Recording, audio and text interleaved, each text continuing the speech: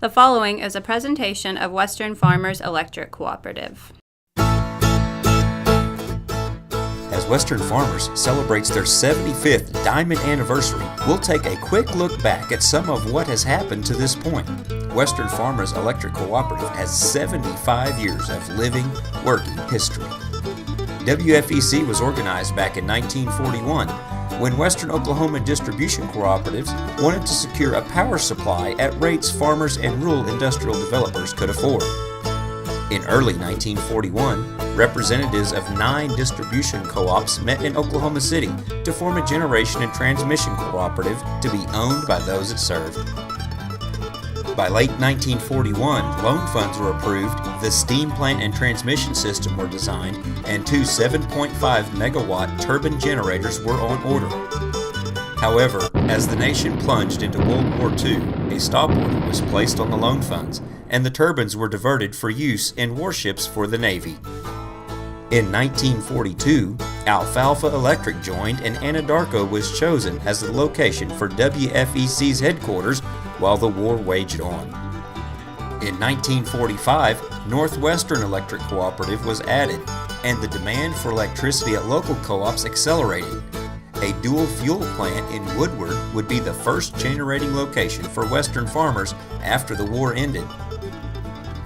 Once construction of the Woodward plant was complete in 1950, Western started producing power from this site, and approval was granted to build a steam generating plant at Anadarko.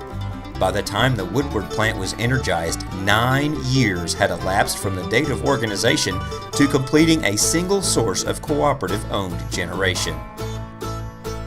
The first unit at Anadarko was completed in July of 1954. With a 15 megawatt capacity, the first power went out over the new transmission lines. Then 56 days later, the second unit went into service. A total of 45 substations and almost 900 miles of lines were also in place by this time.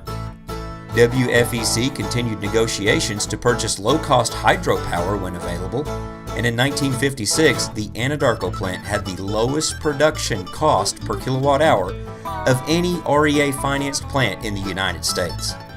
In the late 1950s, growing concern over the ability to meet peak demands led to the approval of a 44 megawatt addition to the Anadarko plant facility. It was energized in 1959. Altus Air Force Base became a member of the Western family in 1961. A unique request from Altus was a $63 million project for electric power to missile silos. The silos were within a 35-mile radius of the base. They were on high alert during the Cuban Missile Crisis. Launch pads were built 180 feet below the surface. The missiles, geared for targets halfway around the world, thankfully were never fired. A brand new 44 megawatt steam unit built at Moreland went online in 1964 to bolster capacity in the Northwest. It was soon not a big enough expansion, because in 1968, 125 megawatts were added to the facility in Moreland. To assure an ongoing supply of natural gas, WFEC also built its first gas pipeline, enabling the purchase of natural gas at the wellhead from numerous companies. 8 Eastern Oklahoma rural electric distribution co-ops, referred to as the Sooner Group, joined WFEC in 1968. That brought the total number of member owners to 19 cooperatives and Altus Air Force Base. A fuels division was created in 1974, and for the first time, WFEC became involved in the production of natural gas. In the turbulent 70s, Moreland's capacity was again boosted by a 135 megawatt addition, and 3 100 megawatt combined cycle units, for a total of 300 megawatts, were completed at Anadarko. It was hailed as the most thermally efficient design in the world. During the 1970s, the OPEC oil embargo and energy crisis that soon followed drastically affected costs to generate electricity like never before. In a single year, the price of natural gas tripled. And as gas contracts expired, Western faced prices that were 10 times as high as original deals. These changes in energy pricing caused the U.S. government to deny permits for any new natural gas-fired power plants. For the first time ever, Western Farmers leaders began to explore coal and nuclear generation as alternatives. In 1976, engineering studies began for a 400 megawatt coal-fired generating plant in eastern Oklahoma.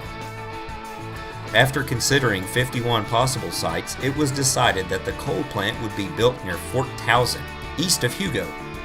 Also in 76, Western Farmers entered into agreements with Public Service Company of Oklahoma and Associated Electric Cooperative of Springfield, Missouri. The plan was to be a part owner of the proposed Black Fox nuclear facility to be built in northeastern Oklahoma. Groundbreaking at the Black Fox location was hosted in August of 1978. In Anadarko, a 4-story addition was added to the office facilities with completion in 1980. Other facilities were also constructed at the headquarters location. 6 miles of railroad was built into the coal yard at the Hugo plant site. Along with 330 rail cars, a rotary coal dumper and its special housing were also purchased. This facilitated the delivery of purchased coal directly to the plant. The Hugo plant went commercial in 1982. However, the Black Fox project was at a standstill due to nationwide opposition to nuclear generation following the 3 Mile Island accident. 2 months before Hugo came online, the 3 utility owners came together and agreed to terminate the Black Fox project. Licensing application was then withdrawn, which had been pending since 1975. Oklahoma was also experiencing an economic downturn. This was a result of job losses and wage and hour cuts in the state due to reduced oil and gas production after the oil boom of the late 70s and early 80s. As Western approached the 1990s, assets were in excess of $650 million, with a total generating capacity of 1,338 megawatts. Power was sent out over some 3,200 miles of line to more than 220 substations. Western Farmers celebrated 50 years in 1991. One of the biggest factors in keeping costs down was the construction of a 14.5-mile railroad from the Hugo plant to Valiant.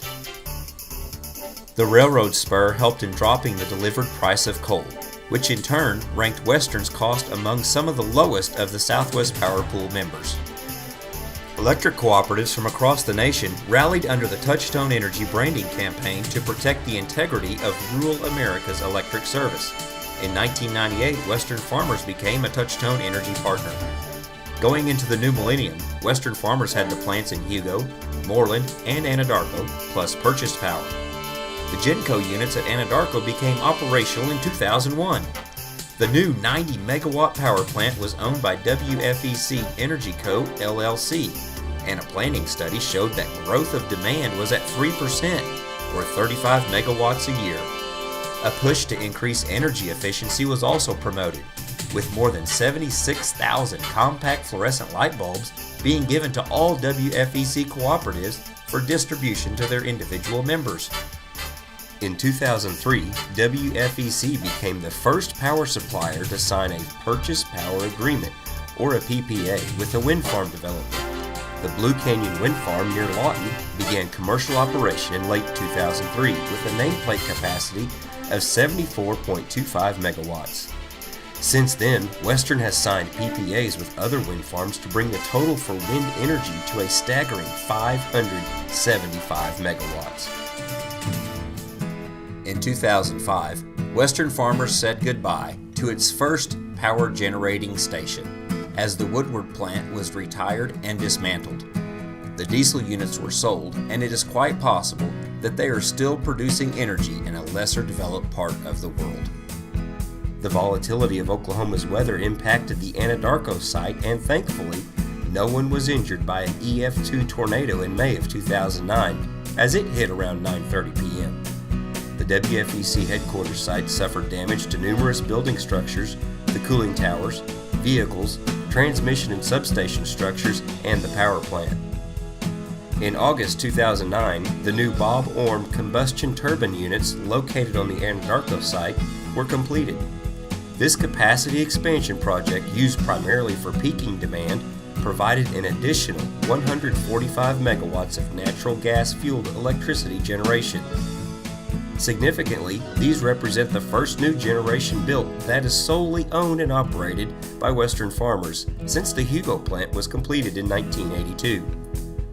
In 2010, Western Farmers added 4 cooperatives headquartered in New Mexico into the WFEC family, bringing its total membership to 23 and adding 400 megawatts of load. They came to Western seeking membership after their PPAs would not be extended with their existing power supplier. A representative of each cooperative was then added to WFEC's Board of Trustees. On May 1, 2014, a milestone of the transition agreement with the New Mexico cooperatives was reached when third-party supplier contracts, cooperative-owned generation assets of 46.5 megawatts, and a renewable energy purchase agreement, or REPA, rated at 383 megawatts, were assigned to Western Farmers Electric Cooperative. Plus, the REPA added the output from the 25-megawatt Wildcat wind farm near Lovington, New Mexico, to WFEC's wind farm portfolio. Just that contract alone is over 10 times more than the generation capacity in 1954. Another push for energy efficiency was promoted through the Go Geo promotion, a program which informed and gave incentives to distribution co-ops for their member owners to have geothermal heat pumps installed in new construction and in replacement cases. A scholarship video challenge, various drawings and prizes, and even a Geo Ranch event have been held to inform and educate students, builders, homeowners, and HVAC technicians on the advantages and incentives available through going with geothermal heat pumps. The initiative was promoted to help curb the growth of demand. The WFEC board voted in the fall of 2015 for a $53 million solar project. It is several small and a few large projects together. This project will bring solar into Western's mix of resources, with some of the individual co-ops having their own solar arrays.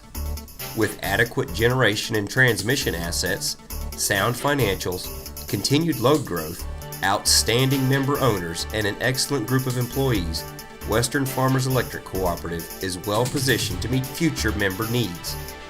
Though it was once a diamond in the rough, Western Farmers has had an eventful and successful history.